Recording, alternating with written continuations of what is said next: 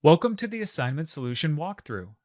As a quick reminder, Ethan had reached out because they're looking to better understand where customers are coming from based on their email domain.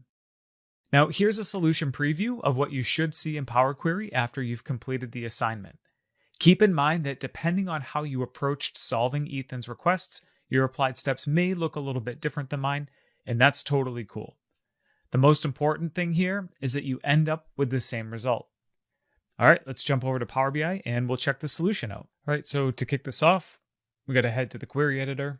And once the query editor loads here, we're going to hop over into our customer lookup table.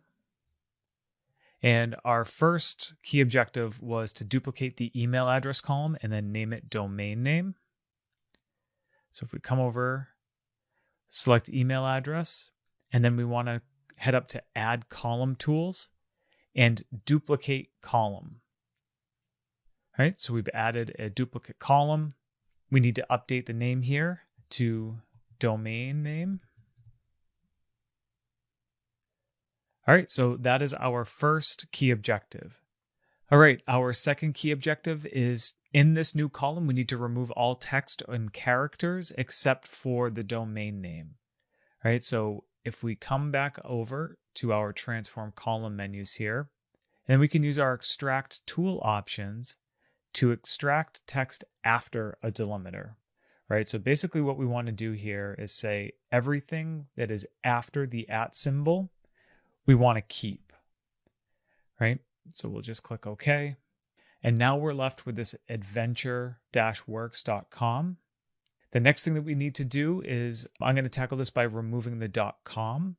So again, from this extract menu, I'm going to remove text before delimiter, right? So basically, we want to try to keep everything before the period in .com. So we'll click OK. Right, and then the last piece here that I want to do is replace this hyphen between adventure and works. So if I come over to replace values, and then the value to find is the hyphen, replace it with a space. And then once this updates, we should see adventure space works. All right, so our third objective here is to use transformation steps to clean up and capitalize the domain name. So what I would like to do here is, again, we're going to use that proper function or the capitalize each word here.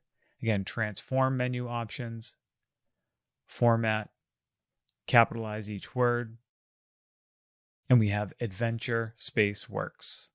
All right, so back to the home tab, close and apply, and that's our fourth key objective for this lesson.